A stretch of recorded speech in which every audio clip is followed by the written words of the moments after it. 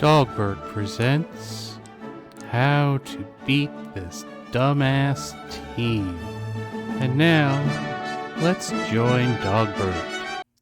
Hello and welcome. I am Dogbert, here to talk about today on how to beat this dumbass team, how to use Kang in the arena. The reason why, well, there's some things you need to watch out. I'm going to show you some of the things I learned from my failures and how I was able to improve on them and make it a pretty good thing.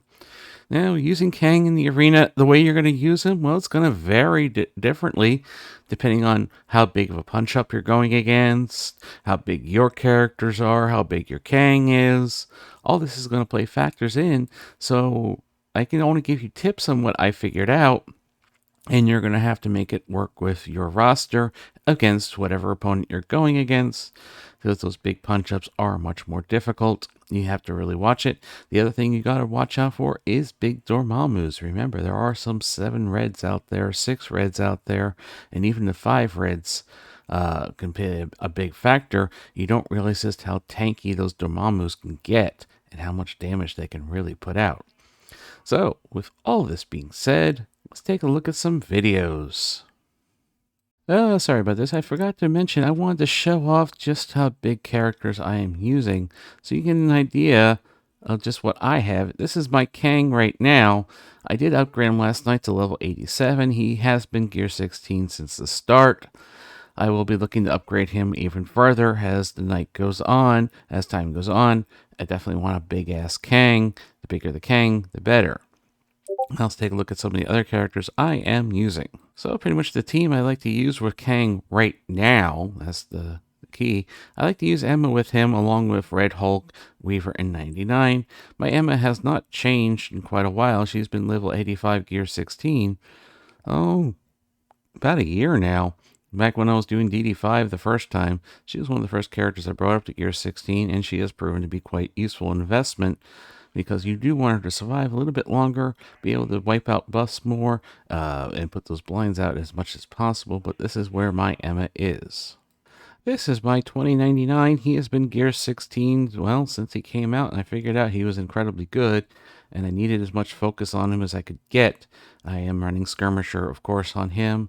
He is up to level 88 now. With the increase to get into the higher levels, I am slowly building him up, putting some extra levels on him. He was 87 for the longest time. I put 88 on him once I hit 91. Probably when I hit 92, I'll put 92 on him, etc.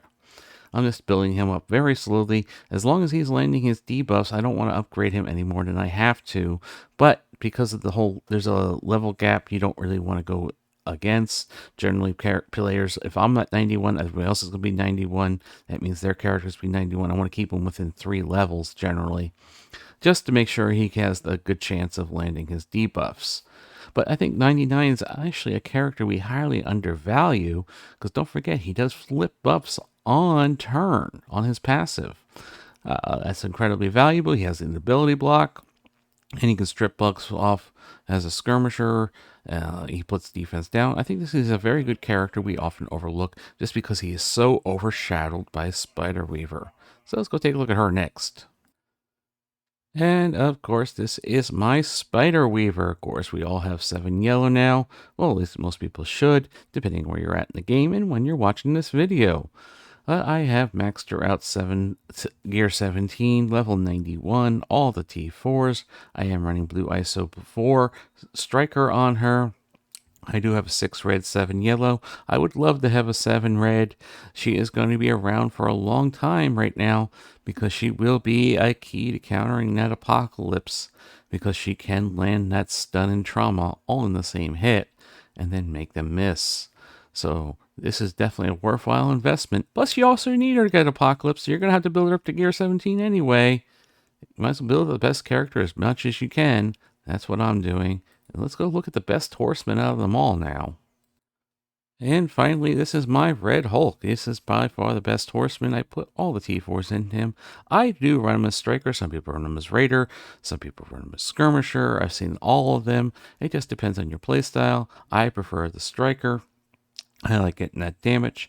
I only have a 6 yellow, 5 red, and he does quite well. I'll get those 5 shards eventually. I ain't spending for it. Now, a bigger Red Hulk would be nicer. I would love to get extra red stars on him, but he honestly does what I need him to do.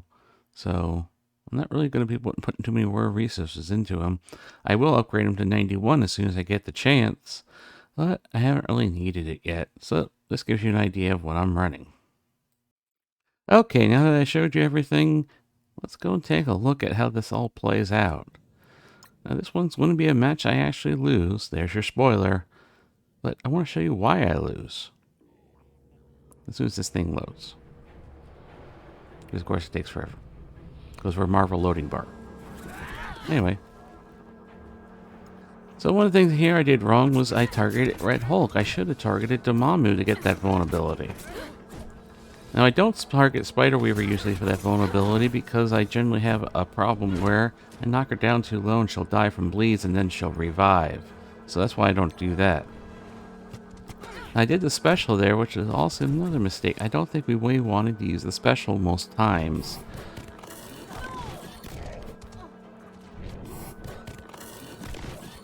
I did get rid of Weaver, but you can see I left Red Hulk up. Red Hulk's another character you got to watch out for if you set him off. It could be the end of you, because don't forget, you don't have the insurance policy of Dormammu with this team. Now, this is a good team for you to use before you get Dormammu. Now, it will definitely last you, and it will defeat Dormammu's. Of course, having a Dormammu will be very beneficial to you and your roster generally overall. Since I don't think Dormammu's going anywhere anytime soon, he will still be used in the arena and everywhere else. So now we get to Kang's ultimate. Didn't really do a whole lot. This might just be a matter of because of how low Kang is. Now you can see now because we lift that Red Hulk up, he's doing lots of damage. I'm going to try to recover here. We still have our Weaver. You can see my opponent actually has level 92 characters now. So we do get rid of Red Hulk. Well, it looks great, right? Just Dormammu, Emma, and 99 left. That shouldn't be a problem. And that happens. Do not underestimate Dormammu. Dormammu will kill you. He is quite good. Now, let's go and see how I corrected myself. So here we are again. Same opponent. This time I've skipped ahead so we can start the fight. Now, you see the first thing I do here, I'm actually going to be going on Red Hulk, but you can actually put that on to Dormammu as well. It just depends on which one you want to get rid of. We're going to stun Weaver.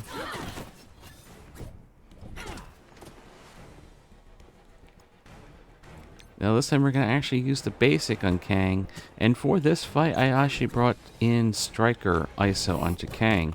That's also going to depend on what kind of fight you're doing. If you're expecting to kill with the ultimate, use the Raider.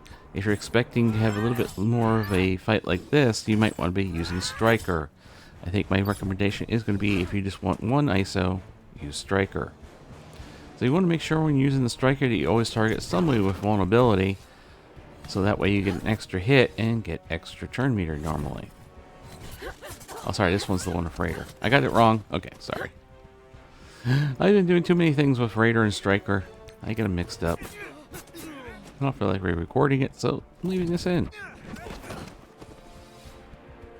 Now we are not going to sit around and wait for Dormammu to kill us. We go after him. We control it a little bit better here. We knew we had to get rid of Red Hulk easier. And there you go, we got the win. Now for my last video, I know I definitely had Kang as Striker in this one. That's right, we're going against the infamous defense, which is the anti-Hela defense of Archangel, Emma, 99, Weaver, and Dormammu. Made to give you headaches, although it was pretty easy to beat in reality. But since we have that, as you can see here clearly in the video, I am running Striker on Kang this time. And in this fight, you definitely want to make sure Dormammu is your main target, because you want to get rid of him. Because like we said before, Dormammu will wreck your day because you don't have that insurance policy. But this is why you also want to bring Red Hulk in, because if you're going against the Dormammu, clearing out a revive once is always nice. So we're going to leave it. Dormammu has the primary target. We're going to put the vulnerability on him. They're going to go. So we had the vulnerability on him. We're going to stun their Weaver, obviously. You can see when Kang goes, he immediately gets that damage. And then we're gonna have the striker. Now it's much nicer if you could have both the lowest target and the primary target be the same, or both have vulnerables, because then you get an extra hit. More turn meter for Kang based off of that basic. His basic is quite good. As you can see, we've already gotten rid of Spider Weaver. Now, unfortunately, Dormammu is in that stealth, but we have the Kang ultimate. This actually does kill off Dormammu this time. We actually could do that against this particular team. A little bit weaker Dormammu, so we were able to pull this off.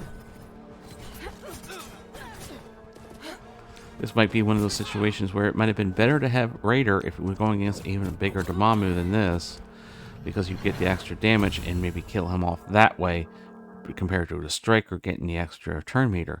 Like I said, it's all gonna vary depending on how big of a team you're going against, what your characters are. I can't really give you the 100% you should use striker here, Raider here type thing. It's going to vary differently. But if you're looking for one, it's striker, and I hope this gives you an idea a little bit more how to use Kang in the arena.